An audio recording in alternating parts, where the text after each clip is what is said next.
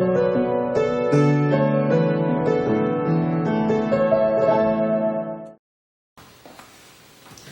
시간 주님의 손을 붙잡자 이런 제목으로 말씀을 증거할 때 주님께서 큰 은혜를 내려주시기를 바랍니다. 아멘. 성도 여러분, 요즘 참 많이 힘드시죠? 뭐 세계적으로 어려움을 겪고 있는 시대이니까 많이들 힘든 사람들이 좀 많을 거예요. 우리는 이런 힘든 시기를 함께 겪어가고 있습니다. 참 날씨는 좋아서 가을 하늘은 맑고 푸르고 참 평화로운데 우리의 현실의 삶은 점점 곤비해져 가고 마음은 지쳐만 가는 것 같습니다. 어쩌면 인생 살아가는 중에 힘들고 어렵고 지치는 때를 만나기도 하지요. 평생 동안 눌루랄라 하며 사는 사람이 있기나 하겠습니까? 인생이 무척 힘들다는 것을 살다 보면 알게 되는 것 같습니다. 살다 보면 알게 돼. 일러주지 않아도 너나 나나 모두가 힘들다는 것을 어디서 여러분 많이 들어보는 것 같지 않습니까? 이 세상을 살면서 참 지치고 힘들고 앞이 캄캄하게 휘청거릴 때 손을 잡아줄 사람이 없다라고 하면 얼마나 처절하고 막막하고 좌절이 돼요. 그 사람은 매우 불쌍하고 외로운 사람일 거예요. 어쩌다가 예기치 않은 불행한 일이 닥쳐서 재기할 수 없는 상태가 되어서 참 넘어지고 쓰러져 있을 때 손을 누가 내밀어 줄 사람이 없다면 참으로 불행한 일 아니겠습니까? 그럴 때 살 소망이 끊어져 긴 한숨만 토하고 있을 때에 누군가가 참 고맙게도 곁에 다가와서 손을 내밀어서 일으켜 준다면 얼마나 고맙고 감사한 일이겠어요. 아멘. 눈물 나도록 참 가슴에 사무쳐서 잊지 못할 일들이 되겠지요. 그런 아내, 남편, 그런 친구, 동료가 있는 사람은 참으로 행복한 사람 아니겠습니까? 아멘. 이런 일화가 있어요. 영국의 그 존경받는 수상자 노벨 문학상을 받았던 윈스턴 처칠이 어렸을 때 일입니다. 이 처칠이 방학을 맞이해가지고 별장에 있는 강물에서 수영을 하다가 그만 물에 빠져버렸거죠. 그때 별장의 그 정원사 아들이 어린 처칠이 물에 빠진 것을 발견하고 빨리 강물에 뛰어들어서 익사 직전에 있는 그 아이를 구해주어서 목숨을 건지게 되었지요. 그때 처칠의 아버지는 엄청난 부자였어요. 그래서 자기 아들을 살려주어서 너무 고마워서 그 사례로 그 정원사 아들의 학비를 대주기로 약속했습니다. 그래서 이 정원사 아들은요, 고등학교, 대학교, 의과 대학까지 잘 마쳐서 의사가 되었습니다. 처칠도 이제 성장해가지고 영국의 정계에 뛰어들지요. 그 영국의 수상이 되지요. 근데 이 처칠이 수상이 되었을 때에 이란으로 여행을 갔다가 급성폐렴에 걸리는 거죠. 생명이 위독하게 되었죠. 그래서 국왕은 처칠에게 의사를 보냈어요. 그런데 이 맥락상 어떤 의사를 보냈겠어요? 처칠이 어렸을 적에 물에 빠져 건져준 그 사람 이름이 플레밍 박사였거든요. 그는 이제 페니실린을 발명해가지고 또다시 그 처칠을 죽음 직전에서 구해주는 일들을 하게 되지요. 이런 일로 인해가지고 이 두 사람의 관계는 모든 사람이 부러워하는 좋은 관계를 가졌다. 이런 일화입니다. 여기서 우리가 한 가지 생각해야 할 것이 있어요. 뭐냐? 세상 사람들은요, 우리가 위기를 만나서 곤경에 처해 있을 때에 우리의 손을 잡아주는 사람이 있어요. 고마운 사람이죠. 그런데 반면에 때로는 우리를 매몰차게 외면해버리거나 뒤돌아서 버리는 사람도 있지요. 오히려요, 자기의 유익을 위해서 이용까지 하는 사람도 있단 말이죠. 막상 이런 일을 당하게 되면 정말 분노가 나고 슬프고 마음이 아프고 세상이 원망스러워지기도 하잖아요. 흔히 정치인들을 보게 되면 이런 모습을 보잖아요. 자기들이 실세했을 때는 서로를 신뢰해요. 부정한 일마저도 궁합을 잘 맞추어가지고 서로의 이익을 잘 챙깁니다. 그러다가 이제 들통이 나고 법망에 걸리고 불의를 저질렀던 애들이 공영방송에 보도가 되어지고 인터넷 실시간 검색에 올라가가지고 국민들의 이슈가 되어 불리하다 싶으면 서로 책임을 떠넘기면서 철먼피 얼굴을 하고 배신하는 모습을 방송 매체를 통해서 많이 보곤 하죠. 세상이 이렇다는 거예요. 우리가 한 일부분을 생각해 보았지만 세상 자체가 이렇다는 거예요. 그러니 누가 누구를 믿을 수 있겠어요. 이 세상은 어떤 구조로 되었냐면 나 살자고 너를 죽이는 경쟁 구도로 되어 있는 거예요. 세상 자체가 그래요. 그래서 세상에서는 다른 사람이 죽고 내가 올라서야 하는 그런 경쟁 구도 속에 있기 때문에 얼마나 치열한지 몰라요. 그런데요, 진정한 승리자는 뭐냐면 너 죽고 나 살자가 아니라 너도 살고 나도 살고 둘 다 승리하는 것이 진정한 승리자를 믿습니다. 아멘. 이런 승리는요, 세상 가운데 없어요. 오직 예수 그리스도께서 보여주신 줄 믿습니다.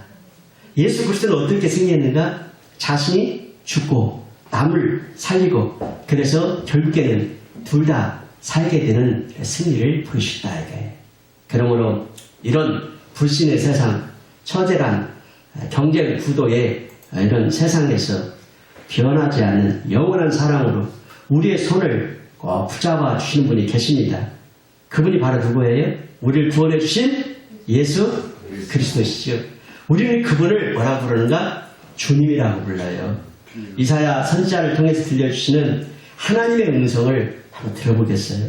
이사야 41장 10절을 우리 화면을 보고 한번 읽어볼까요? 시작. 두려워하지 말라. 내가 너와 함께하리라. 놀라지 말라. 나는 네 하나님이 되리라. 내가 너를 굳세게 하리라. 참으로 너를 도와주리라. 참으로 나의 의로운 오른손으로 너를 붙들리라. 아멘. 빨간 글씨로 표시해놨는데 하나님은 언제나 의로운 오른손으로 너를 붙들어 주겠다 하고 약속하는 거지요. 이와 같이 영원히 변치 않는 하나님의 손길이 우리를 붙들어 주겠다 하시니 얼마나 위로가 되고 감사한 일이에요. 정말 하나님은 나의 힘이 되시는 분이라고 시편 기자가 말하고 있죠. 나의 힘이 되신 여호와여 내가 주를 사랑하나이다.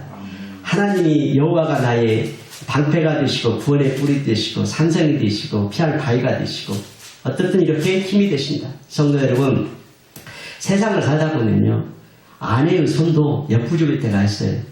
이 남편의 손도요 소용없을 때가 있어요.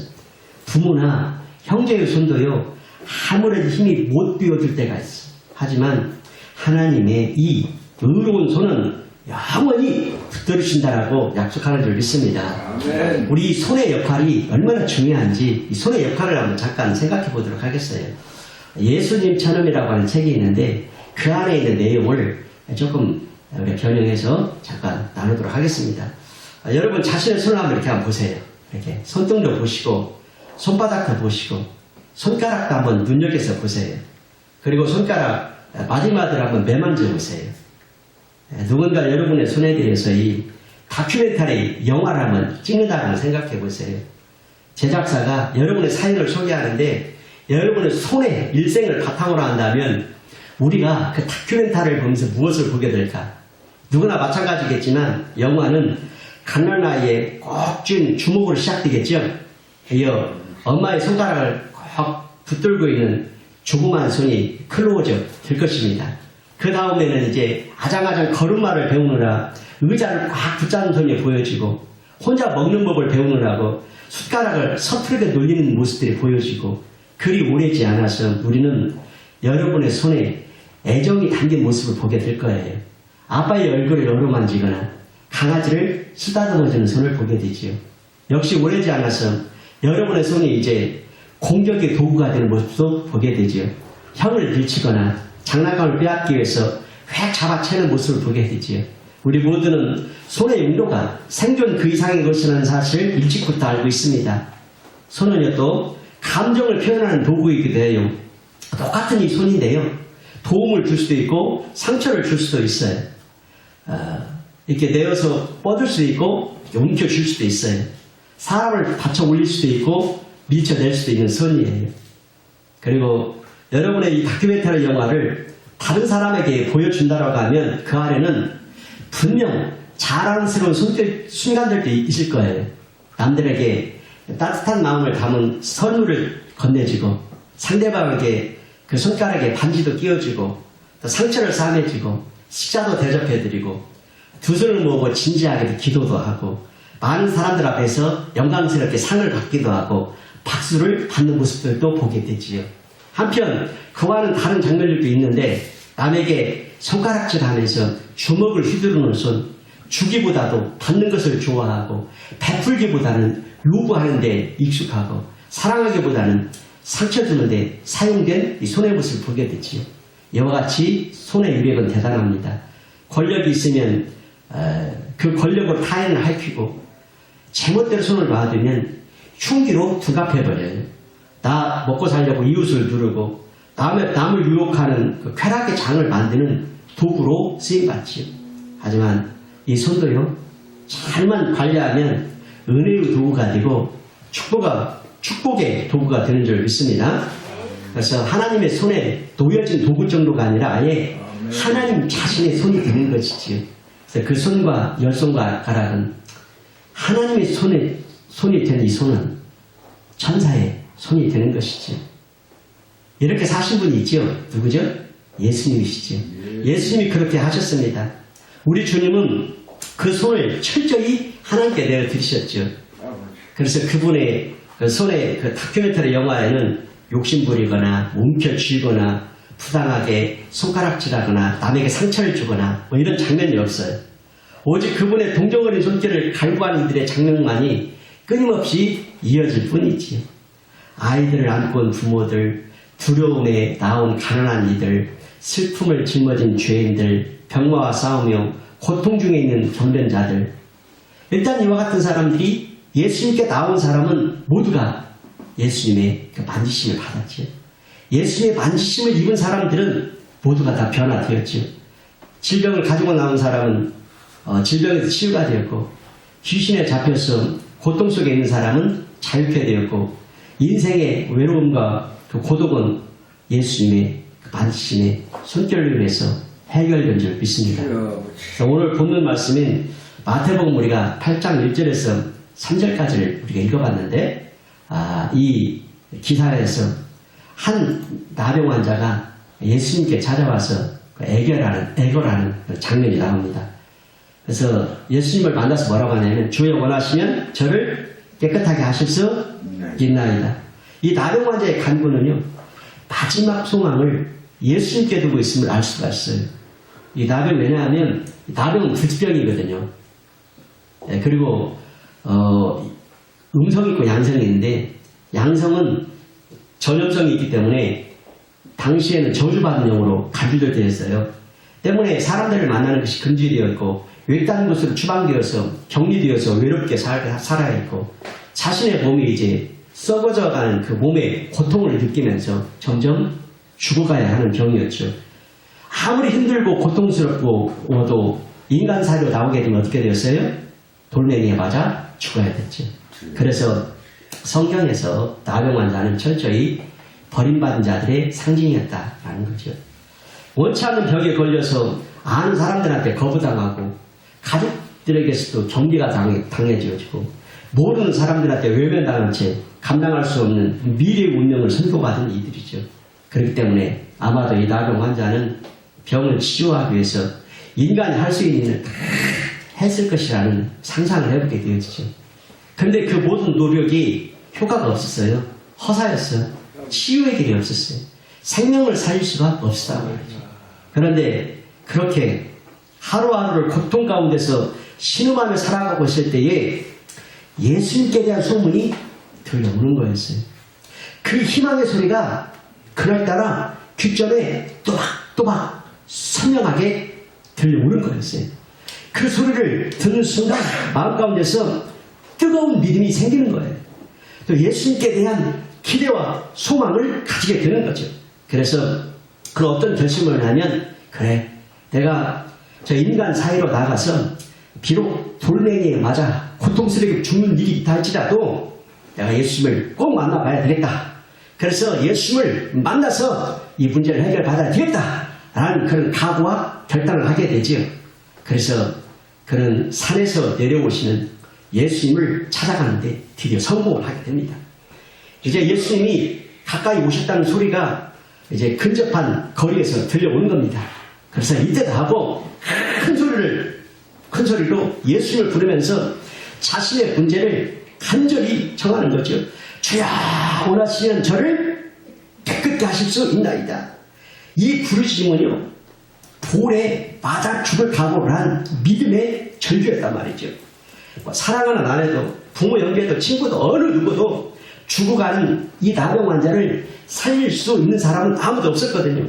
오직 예수님만이 자신을 살릴 수 있음을 이 사람은 알고 있었던 거예요. 그래서 아멘. 그 순간이 이제 자신의 생애에서 마지막이 될지도 모르는 이 기회에 목숨 걸고 힘을 다해서 주님을 부르면서 철저하게 애타게 간청한 이 순간이었어요. 아멘. 그랬더니 이 불쌍한 나병 환자의 소원을 들으신 예수님께서 그에게 한 걸음 한 걸음 다가오시더니 그분의 그 자비스러운 음성으로 내가 원하노니 깨끗함을 받으라. 이 말씀을 하시면서 손을 탁 내밀어서 딱 자신에게 딱 대시면서 깨끗하게 고쳐주시는 거예요. 그런데요, 이 나병 환자는 그 당시에 어느 누구도 자기 몸에 손을 댄 사람이 없었을 거예요. 누가 그 몸에 손을 댈 수 있었겠어요. 그런데 유일하게 예수님의 손이 자신의 몸에 탁 닿았어요. 그때 느껴지는 손의 감촉은 말할 수 없는 위로가 되었고 밀려오는 고마움에 눈물이 터져 나왔다는 것이죠. 내가 힘들고 지치고 어려울 때에 누군가 나를 토닥여주거나 안아주거나 누군가 그 따뜻한 마음으로 잘 접촉하였을 때에 그 단일 위로가 있지 않습니까? 이 나병 환자에게 예수님의 손을 대셨을 때에 그 감촉 속에 정말 이루 헤아릴 수 없는 그 위로가 되어졌고 또 눈물이 나고 감사가 더 나오는 것이죠. 그 순간에 이제 마비되었던 부위에 온기가 느껴졌고 말라 비틀어진 부위에 힘이 느껴졌고 구부러졌던 등을 펴고 고개를 탁 들었더니 바로 앞에 서 계신 예수님의 얼굴이 보이게 되는 것이죠. 바로 숨소리까지도 들려오는 그 가까운 거리에서 그 예수님의 얼굴을 딱 보았을 때에 그 인자한 얼굴은 평생 잊을 수 없는 그런 모습이었을 것입니다. 이처럼 우리를 살릴 수 있는 손은 주님의 손인 줄 믿습니다. 아멘. 오직 주님의 손만이 우리의 생애를 새롭게 하실 수 있습니다. 아멘. 바로 주님의 손은 복음성가의 가사대로 연약한 날 붙드시고 궁핍한 날 채우시고 아멘. 먹이시는 손이라는 거죠. 주님의 손은 헐벗은 날 입히시고 상처난 몸을 치료하시며 상한 영혼을 위로하신다는 거예요. 주님의 손은 모든 환난에서 날 건지시고 젖된 나이 같은 날 돌보시고 나의 걸음을 인도하시고 언제나 함께하여 주시는 줄 믿습니다. 아멘. 저는 이 주님의 손이라고 하는 복음성가를 참 좋아해요. 자 보세요. 사도행전 또 3장에 보면은요, 예수님의 제자인 베드로하고 요한이 예루살렘 성전으로 기도하러 올라가지요. 그런데 그 성전 미문에 누가 앉아있어요. 나면서부터 걷지 못하였던 안진뱅이 거지가 앉아있는 거예요. 그래서 베드로와 요한이 올라오는 것을 보고 그를 향하여서 구걸을 하는 것이죠. 이 사람은요, 평생 동안 그 성전에 드나드는 사람에게 구걸하며 사는 인생이니까 이미 포기한 인생이지 않겠어요? 하루하루를 그냥 그날 먹을 것이 있고 그냥 잠을 잘 수 있다면 만족한 이런 생애였어요. 그러면서 하루하루 생명을 연장하며 살아가니 얼마나 불쌍한 사람이었겠어요. 부모도 형제도 친구도 이 사람을 구원해 줄 사람은 아무도 없었던 거예요. 그런데 그날 예수님의 제자인 베드로와 요한이 성전에 기도하러 올라가다가 이 불쌍한 고지를 딱 주목하게 되는 것이지요. 뭐 어제도 성전에 왔을 거고 그제도 성전에 왔을 건데 오늘은 좀 특별한 날이었어요. 이 두 사람이 나를 주목하여 보고 있는 것이지요. 그 당시에 이제 베드로에게서는 예수님의 능력과 표적이 나타나고 있었기 때문에 그를 그날 구원하고자 하는 열정이 막 불타올랐을 거예요. 그래서 베드로에게 그 한마디, 베드로가 이제 그를 향해서 한마디 외치지요. 은과 금은 내게 없거니와 내게 있는 이것을 내게 주노니 나사렛 예수 그리스도의 이름으로 일어나 걸으라. 할렐루야. 아멘. 야, 그 말씀을 선뜻 딱 하고 베드로가 손을 딱 내밀어서 그 손을 잡고 딱 잡아일으키니까 그의 발과 발목에 힘을 얻고 뛰어서 걸으면서 그들과 함께 막 성전에 들어가면서 막 걷기도 하고 뛰기도 하면서 하나님께 찬송을 하면서 영광을 돌렸다라는 이야기지요. 이와 같이 예수님은요, 그 베드로의 손길을 사용해서 나면서 못 걷겠던 사람을 일으켜 세우셨습니다.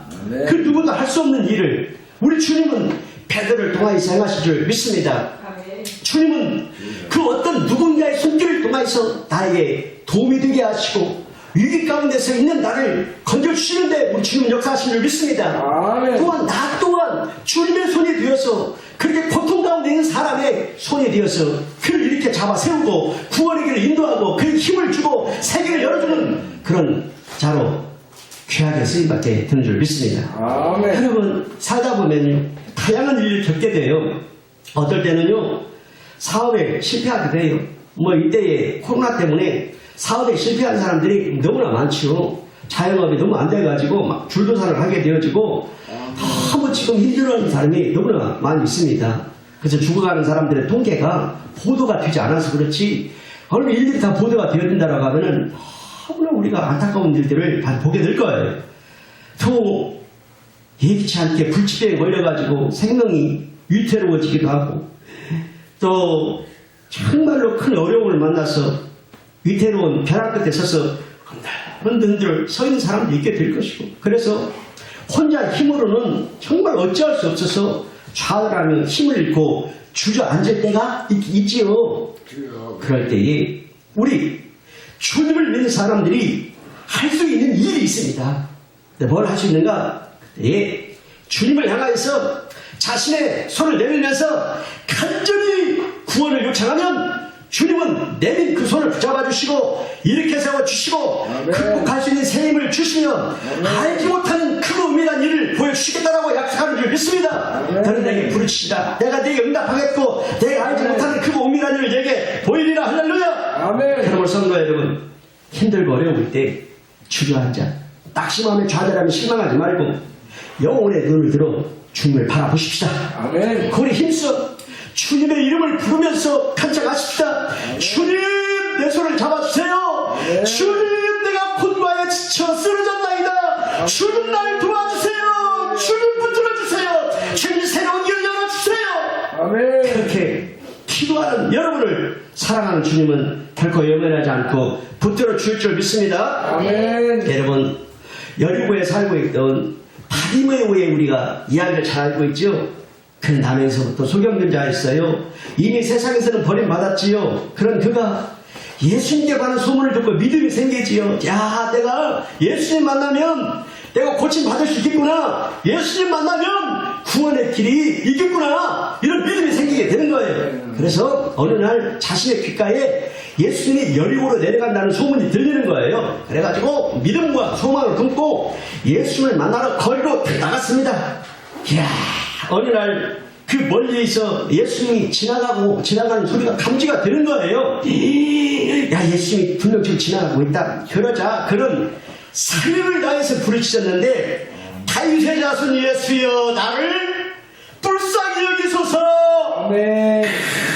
그 소리를 듣고 예수님의 제자들과 거리에 나와 있는 그 군중들은 거지 바디메오의 그 외치는 소리를 비웃었어요. 어떤 일을 시끄럽다 그만해라 야단 쳤을 거예요. 그래도 바디메오가 포기했나요? 포기하지 않고 더 큰 소리를 외쳤습니다. 따라합시다. 다윗의 자손 예수여 나를 불쌍히 여기소서. 그래서 그 탄총 소리를 들은 예수님은 바디메오 앞에 멈춰 서게 되지요.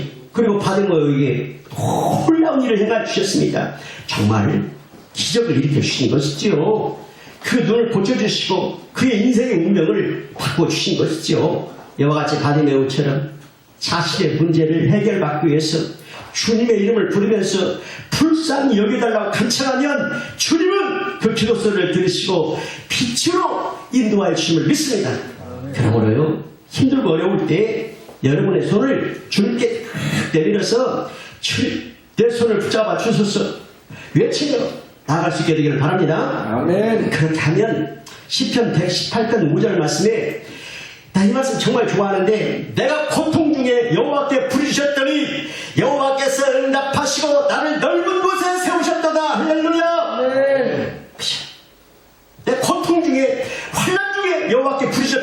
여호와께서 외면하지 않으시고 응답하여 주시고 아멘. 나를 넓은 곳에 세워주시는 분이심을 믿습니다. 아멘. 그러므로 이와 같은 약속의 말씀을 실제로 성취하시는 주님의 그 손길을 체험하게 되기를 바랍니다. 아멘. 그래서 우리가 이 죽은 관념의 신앙이 아니라 살아있는 체험 신학으로 살아야 되는 거예요. 자, 아멘. 오늘 매우 중요한 것 한 가지 말씀드릴 텐데요. 우리 그리스도인들에게는요, 삶의 기준이 되는 매우 중요한 한 가지가 있어요. 이게 뭐냐면, 따라합시다. 하나님은 말씀하시고, 하나님은 말씀하시고 우리는 순종한다. 우리는 순종한다. 왜 순종한다? 믿으니까 순종하는 거예요. 아멘. 그죠? 안 믿으면 순종? 안 하지. 아멘. 순종하니까 하나님이 역사하시는 것이지요. 아멘. 말씀을 순종했으니까 그 말씀이 실제가 되게 하는 거지요. 아멘. 그래서 하나님은 말씀하시고 우리는 순종한다. 그래서 아멘. 참된 그리스도인들은요, 철저히 말씀 중심주의로 사는 자들이에요. 자, 보세요. 칼 마르크스가 주장한 사유주의, 공산주의로 살지 않아요. 막스 베버가 주장한 이 자유주의로 살지도 않아요. 니체가 주장한 지독한 현실주의도 아니에요. 우리 그리스도인은요, 이들의 사상을 따르는 제자가 아니라 오직 예수님의 말씀을 따르는 예수의 제자인 줄 믿습니다. 아멘. 그래서 예수님은 사람이 떡으로만 사는 것이 아니요 하나님의 입으로부터 나오는 모든 말씀으로 살 것입니다. 여러분, 어느 것이든요, 잘못된 것을 내가 선택하고 살면 결과는 반드시 나쁜 결과를 보게 돼요. 어떤 것이든지 삶 속에서 우리가 하루에도 수도 없이 많은 것들을 선택하며 살아가는데, 어떤 것은 한번 잘못 선택하면요, 인생 폭삭 망하게 되어져요. 어떤 것인지 내가 선택한 대로 살아가요. 잘못된 선택을 하면 반드시 나쁜 결과가 와요. 무엇인지 자신의 선택하고 저지르고 살아온 그대로 결과물을 얻게 되는 것이 심은 대로 거둔다는 만고 불변의 법칙이라는 거예요. 그래서 우리 그리스도인의 철저한 삶의 기준은 뭐냐? 바르고 옳게 살도록 하고 해서 하나님께서 주실 것이 있는데, 따라서 하나님 중심주의, 말씀 중심주의, 오직 예수. 오직 예수. 자, 보세요. 잠언 19장 23절 말씀에 여호와를 경외하는 것은 사람으로 생명에 이르게 하는 것이라. 경외하는 자는 족하게 지내고 재앙을 당하지 아니하느니라. 경외하는 자는 족하게 지내고 재앙 당하지 않는데, 그렇기 때문에 우리는 하나님 중심주의로 사는 줄 믿습니다. 시편 119편 65절에 주의 법, 이게 말씀이지요. 주의 법을 사랑한 자는 큰 평안이 있으니 그들에게 장애물이 없으리이다. 이래서 우리는 어떻게 산다고요? 말씀 중심주의. 또 하나, 히브리서 12장 2절에 믿음의 주여 또 온전하게 하시는 이 예수를 바라보자. 이처럼 믿음의 주님이 되시고 우리를 온전케 하시는 분이 예수님이시니까 우리는 어떻게 산다? 오직 예수. 아멘, 이거예요. 그래서 우리가 그리스도인들의 삶을 살아갈 수 있는 매우 중요한 기준 한 가지가 있는데, 하나님 중심주의, 말씀 중심주의, 오직 예수로 살아가면 인생이 참으로 행복하고 없던 줄 믿습니다. 여러분, 우리가 살고 있는 시대는 불안하기 짝이 없습니다. 어느 때보다도 미래가 불확실하죠. 비행기 파일럿이 한순간에 직장을 잃어버리기도 하지요. 은행이 위기에 처해지고 중소기업들이 줄도산하는 실정이며 산업지역 전체가 폭망하기도 합니다. 우리나라 같은 경우 군산지역이랄지 거제도 지역이랄지 이런 지역 자체가 굉장히 어려운 가운데 빠지게 되는 일들이 있게 되지요. 그러니 이 나라의 운명을 장담할 수가 없는 그런 시대에 살고 있습니다. 세계 경제가 유동축이 있기 때문에 주가랄지 부동산 등의 폭락을 예측할 수가 없지요. 때문에 좌절과 절망이 멀리 있는 것이 아니고 바로 내 앞에 다가오고 있음을 발견하기도 하지요. 그렇다면 이럴 때 우리는 누구의 손을 붙잡아야 하겠습니까? 바로 역사의 주관자이시며 인생의 주인이신 주님의 손을 붙잡아야 할 줄 믿습니다. 주님의 손은 연약한 날 붙드시고 궁핍한 날 채우시며 또 궁핍한 날 먹이시는 손입니다. 헐벗은 날 입히시고 상처난 몸 치료해 주시며 상한 영혼을 위로해 주시는 손이십니다. 모든 환난에서 날 건지시고 젖된 아이 같은 날 돌보시며 나의 걸음을 인도하시고 언제나 함께하여 주시는 손이라는 것이죠. 나 약해 있을 때에도 주님은 함께 계십니다. 나 소망이 이를 때에도 주님은 내게 오십니다. 나 시험 당할 때에도 주님은 지켜주시고 나 실망 당할 때에도 주님은 위로하십니다. 주님만이 내 인생의 힘이시여 오직 주님만이 날 확실하게 도와주시는 분이심을 믿습니다. 그러므로 여러분 주님의 의로운 오른손을 붙잡고 일어서시기 바랍니다. 우리의 생명이 되시고 축복이 되시고 영광이 되시고 행복이 되시고 왕이 되신 주님은 구원받지 못한 자를 구원하여 주십니다. 질병으로 고통받는 사람들을 질병에서 고쳐줄 것입니다. 아픔이 있는 사람들을 그 아픔에서 벗어나게 하실 것입니다. 슬픔이 있는 사람들의 마음을 위로하여 주실 것입니다. 절망 가운데 있는 사람에게 새로운 소망을 주실 것입니다. 그러므로 주님이신 예수 그리스도의 손을 꼭 잡고 주님의 살아계심과 역사하심을 실제로 체험하며 승리하는 생애가 되시기를 예수님의 이름으로 축원합니다. 아멘.